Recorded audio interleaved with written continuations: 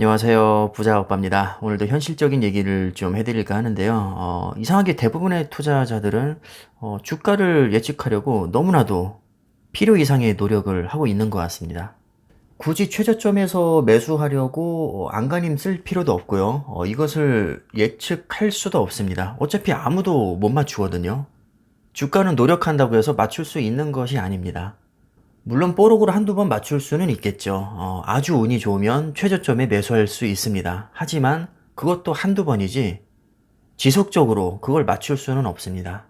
심플하게 좋은 주식을 사서 오래 보유하면 수익은 나게 되어 있습니다. 뭐가 좋은 주식이냐고요? 이미 다 알고 계시잖아요.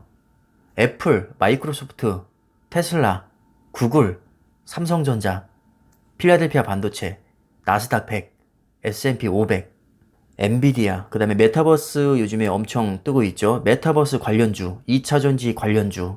뭐 뻔한 거 아니겠습니까? 결국 세상은 계속해서 발전하고 4차 산업혁명 무조건 옵니다. 그럼 반도체랑 기술주, 떼돈을 벌겠죠.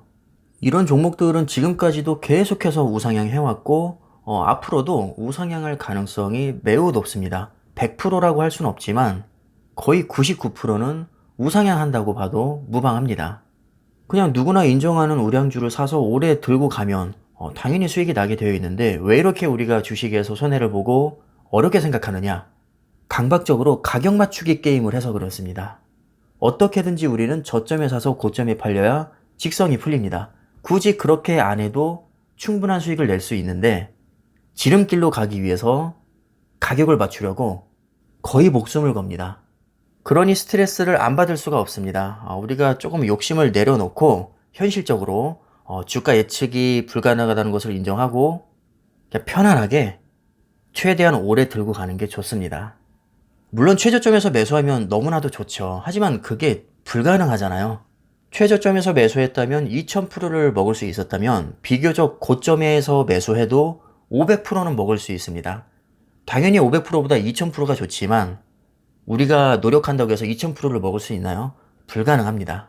아쉬운 수익률은 수량으로 커버하면 됩니다. 수익률은 우리 마음대로 어찌할 수 없지만 수량은 우리 마음대로 얼마든지 늘릴 수 있습니다.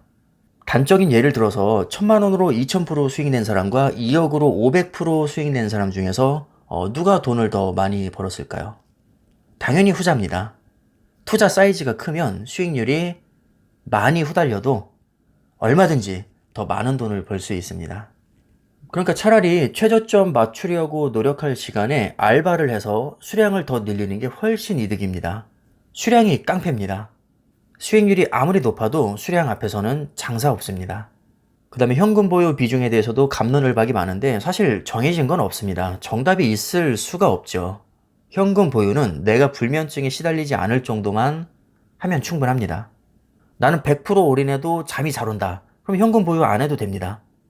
굳이 억지로 현금 보유할 필요가 없다는 겁니다. 매월 발생되는 안정적인 소득이 있다면 현금 보유 중요성은 그다지 크지 않습니다. 그리고 현금 보유가 마냥 좋은 게 아닌 게 지금이야 뭐 주가가 많이 빠지고 있으니까 중요성이 부각되고 있지만 불과 1, 2년 전만 해도 주가가 계속해서 올랐단 말이죠. 그럴 때는 현금 보유가 오히려 독이 됩니다. 현금 보유한 만큼 기회비용이 다 날아갔기 때문이죠. 그러나 이건 이론적인 얘기고 결과론적인 얘기입니다.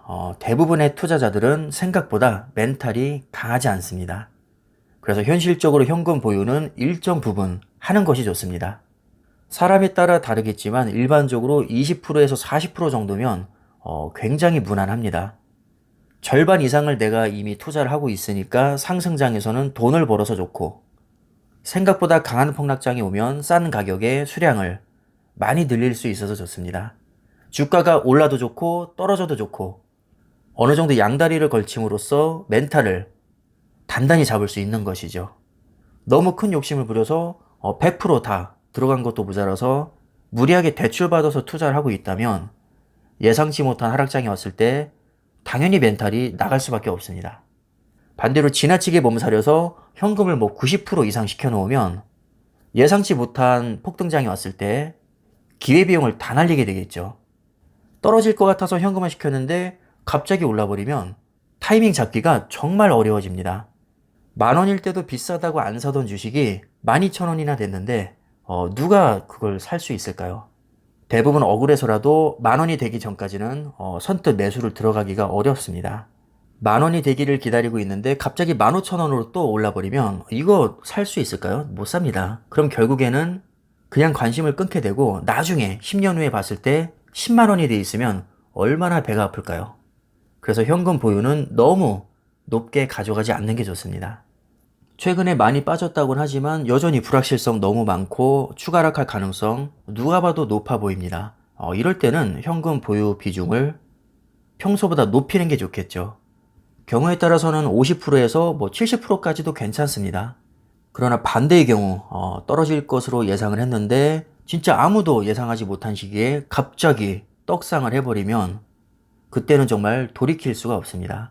그래서 각자의 전망이나 투자 성향에 맞게 이 현금 보유 비중은 조절하시는 게 좋은데 저는 개인적으로 가급적이면 현금은 40% 이상 넘어가지 않는 게 좋다고 생각을 합니다. 어찌됐든 주식은 장기적으로 우상향을 믿고 투자하는 거니까 사실 폭락장을 얻어맞아도 결국 버티면 전고점은 돌파하게 되어 있습니다.